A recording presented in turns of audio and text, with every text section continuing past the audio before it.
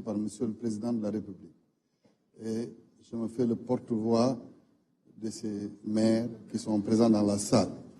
Monsieur le Président de la République, répondre à votre invitation a été une exigence républicaine parce que vous avez été vous-même l'inspirateur du respect des valeurs républicaines. Ce dialogue que nous commémorons aujourd'hui le 28 est consacré par votre prédécesseur. Dans le respect des us républicains, vous avez voulu le continuer et c'est avec plaisir que c'était un devoir pour chaque citoyen sénégalais d'être là. Notre contribution à cet événement s'articulera déjà autour des attentes fortes du territoire. Étant un délégataire de missions de service public qui nous ont été dévolues par l'État central, nous pensons que le dialogue des territoires doit être une continuation dans le cadre d'une meilleure approche pour le bénéfice des populations. Et c'est pourquoi nous suggérons, Monsieur le Président de la République, que dans le cadre de ce que nous attendons de nos rapports avec l'État central, que nous puissions parler des pôles territoires dans une approche mieux élaborée, qui prenne en compte les spécificités locales. Il en va de même des sujets lancinants de la délimitation des communes chefs-lieux de département, des recettes et des moyens mis à disposition de ces collectivités territoriales. Tout ceci nous permettra de mieux nous préparer à faire face aux pôles territoires que vous avez mis en place. Et pour ça, nous marquons une disponibilité totale pour pouvoir discuter avec vous de ces sujets-là. Donc, nous souhaitons vivement un dialogue des territoires parce que nous sommes la dernière frange d'une politique de décentralisation qui permet au quotidien de mieux gérer les préoccupations des Sénégalais. D'un autre côté, puisqu'il s'agit d'un dialogue politique et pour rester dans les thématiques qui ont été soulevées, nous pensons aussi qu'il y a des sujets sur lesquels l'approche doit prendre en compte certaines spécificités.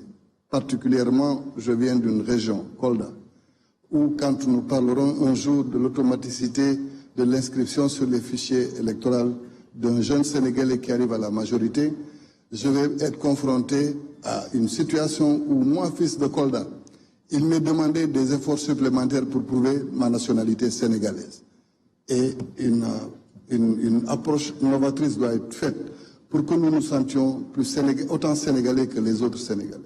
Nous devons sécuriser l'état civil dans nos collectivités, surtout celles qui sont limitrophes, où les consonances des noms peuvent amener à une confusion sur les appartenances à des nations qui sont limitrophes du Sénégal. Et c'est pourquoi nous allons apporter ces contributions dans le cadre des thématiques qui vont être développées tout à l'heure. De la même manière, Monsieur le Président de la République, il est bon que la réflexion qui a été faite autour des partis politiques puisse ne pas exclure les deux dernières générations de présidents de la République que nous avons eues. Le président Macky Sall, comme vous-même, venez de forces émergentes, c'est-à-dire de partis politiques qui sont nés et qui, en moins d'une dizaine d'années, ont pu conquérir le pouvoir. Donc, c'est vrai qu'il faut réformer, mais nous pensons que des mécanismes comme la tenue des obligations administratives de la vie des partis politiques, comme de leurs obligations de déclaration, peuvent permettre de trouver des mécanismes d'assainissement dans le cadre des rapports entre les partis politiques et l'État central. Par ailleurs, Monsieur le Président, moi je voudrais personnellement vous dire que notre pays a une situation où les relations sont cristallisées depuis 2021. Il est vrai que c'est une situation difficile, où deux Sénégal peuvent se faire face et continuer à se faire face. Moi, je milite pour une réconciliation nationale. Vous ne pouvez pas faire moins que Mandela dans cette affaire. Au nom de la vérité, au nom des leçons que nous devons laisser aux générations à venir, nous devons affronter nos propres tares, Monsieur le Président de la République. Faisons face à cette violence que nous avons connue entre 2021 et 2024 et nous pouvons faire face. D'un autre côté, le Premier ministre a dit hier que depuis plus d'un an, certains partenaires multilatéraux ne donnent pas leur participation au processus de développement de notre pays. Donc il est bon aussi qu'on puisse penser à une relance économique. Vous pouvez rassurer les opérateurs économiques et au nom de ça, nous pouvons en parler. Enfin, Monsieur le Président de la République, nous devons nous inspirer de nos religieux. Nous, les politiques, nous ne pouvons pas faire moins que nos religieux.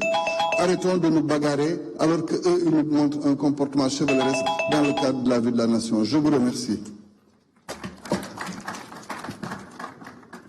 Merci beaucoup. ñu jox kàddu gi comme ni ma ko waxee këru diine yëpp